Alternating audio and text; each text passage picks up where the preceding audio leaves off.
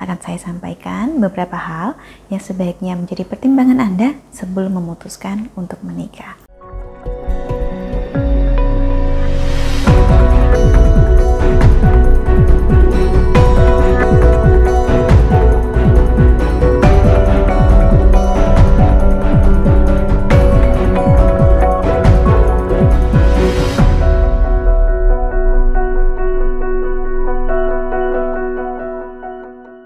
Salam Rahayu, kembali lagi dengan saya Dewi Sundari.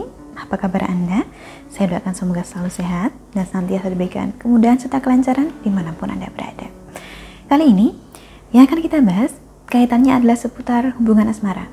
Akan saya sampaikan beberapa hal yang sebaiknya menjadi pertimbangan Anda sebelum memutuskan untuk menikah. Banyak orang sekedar menikah karena merasa sudah waktunya. Padahal waktu yang tepat bagi tiap-tiap orang itu tidak sama. Akan lebih masuk akal bila kita menikah karena menemukan orang yang tepat, bukan karena berpikir waktunya sudah tiba. Karena bagaimanapun, isinya rumah tangga itu beraneka rupa.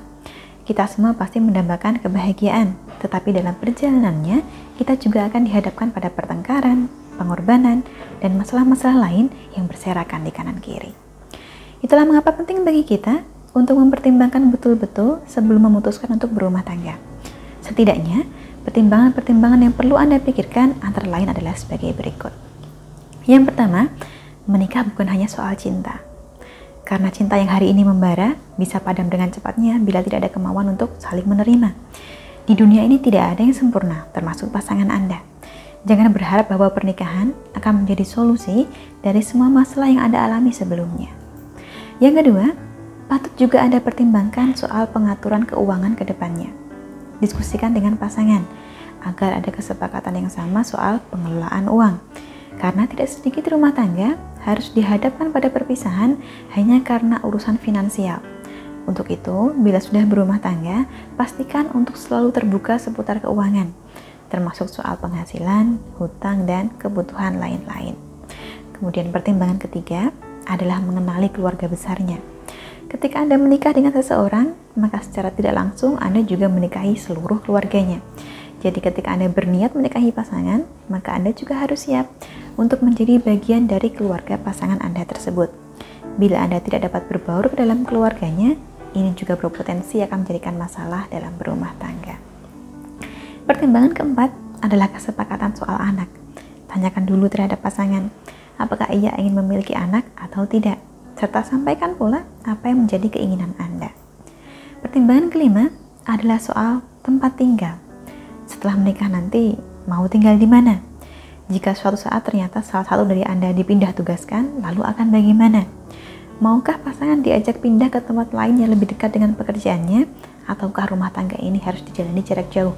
Ini juga perlu dibahas dari awal. Lanjut ke pertimbangan keenam, yaitu kesetiaan. Karena tentu saja kita berharap pasangan yang kita sanding hari ini dapat menjadi teman kita di hari tua nanti.